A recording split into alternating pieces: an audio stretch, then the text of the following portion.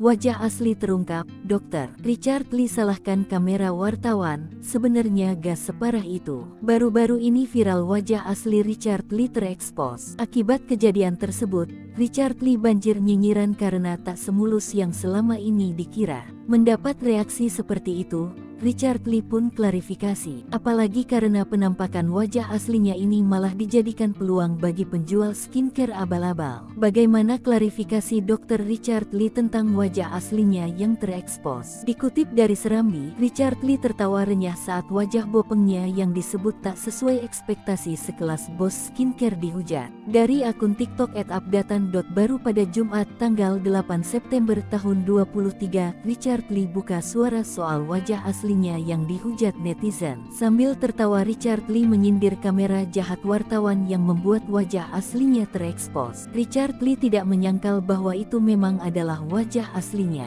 Bos skincare ini juga mengungkapkan masa lalu pahitnya hingga bisa mengalami jerawatan parah. Diakui Richard Lee awalnya dia tidak mau buka suara soal masalah sepele ini. Namun karena masalah kecil ini dijadikan celah bagi penjual skincare abal-abal, dia pun memilih klarifikasi. Lebih lanjut, Richard Lee menceritakan masa lalunya saat harus memilih makan atau perawatan. Hidup dari keluarga yang miskin, Richard Lee harus mengalami fase jerawatan parah hingga skars tanpa melakukan tindakan apapun. Lahir dari keluarga serba kekurangan, Richard Lee tidak bisa mengobati jerawatnya hingga kuliah. Bukan itu saja, Richard Lee juga sudah kerap mengungkapkan wajah aslinya ke publik. Di beberapa podcast dia sering mengaku tidak pede menjadi seorang dokter kecantikan karena wajah aslinya yang tidak semulus dokter-dokter lain. Tidak mau menyalahkan siapapun, Richard Lee hanya tidak habis pikir dengan kamera jahat wartawan tersebut. Dia menuturkan bahwa kondisi wajahnya tidak seburuk yang direkam oleh kamera wartawan itu. Entah karena apa, namun Richard Lee beralibi bahwa kemungkinan posisi kamera saat itu menjadi salah satu faktor yang membuat wajahnya terlihat tidak sesuai ekspektasi. Bos skincare ini juga menyalahkan kontras HP yang terlalu tinggi hingga membuat skars wajahnya terpampang nyata.